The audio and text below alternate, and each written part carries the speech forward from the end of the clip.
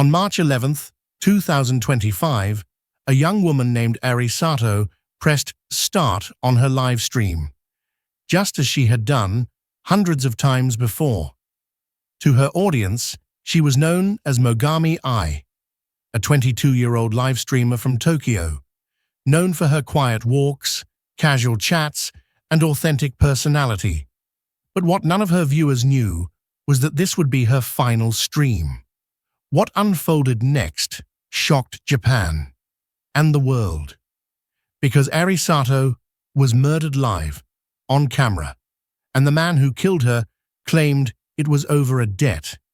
This is the tragic story of a young woman, a broken promise, and a man pushed beyond his breaking point.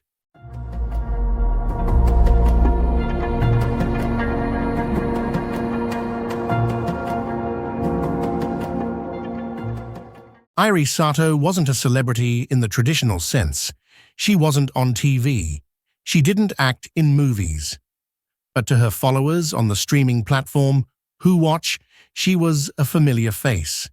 She lived in Tama City, west of central Tokyo, and built a steady online presence by streaming slices of her daily life. Among her followers was a man named Kenichi Takano, a 42-year-old living in Tochigi Prefecture. Takano wasn't just a casual viewer. He was a regular presence in Airi's digital world, eventually becoming a kind of benefactor. He admired her, supported her, and over time, he began lending her money. A lot of money. Between 2022 and 2023, Takano transferred roughly 2.5 million yen to Airi, about 17,000 USD. According to reports, she told him she needed the money for various personal reasons, daily expenses, her phone bill, and even her sister's debt to a host club. Takano, who was not wealthy herself, took out loans to cover her requests. In his mind, he wasn't just helping a friend.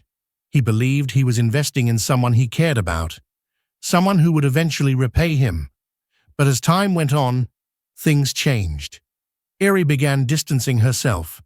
She stopped replying to his messages, and eventually she blocked him on social media.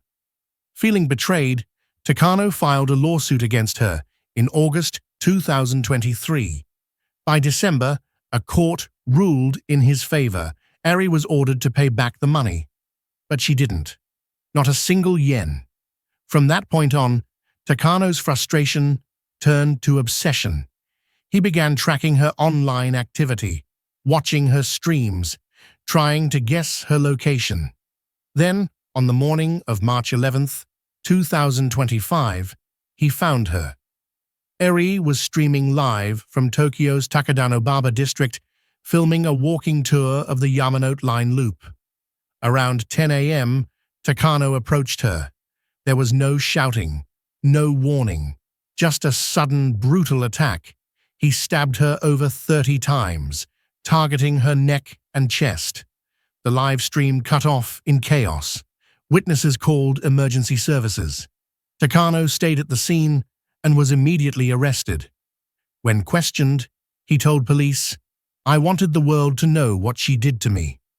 News of Airi Sato's murder quickly spread across Japan and beyond. Her fans were devastated. Many struggled to understand how a woman who brought calm and comfort to others could become the target of such violence. The case also sparked a wider conversation about parasocial relationships, the vulnerability of content creators, and the dangerous consequences of blurred boundaries between audience and influencer. As of now, Kenichi Takano remains in custody and faces charges of premeditated murder. A young woman, a growing audience, and a man who gave too much. Was this a case of manipulation or obsession, a failed system or personal responsibility?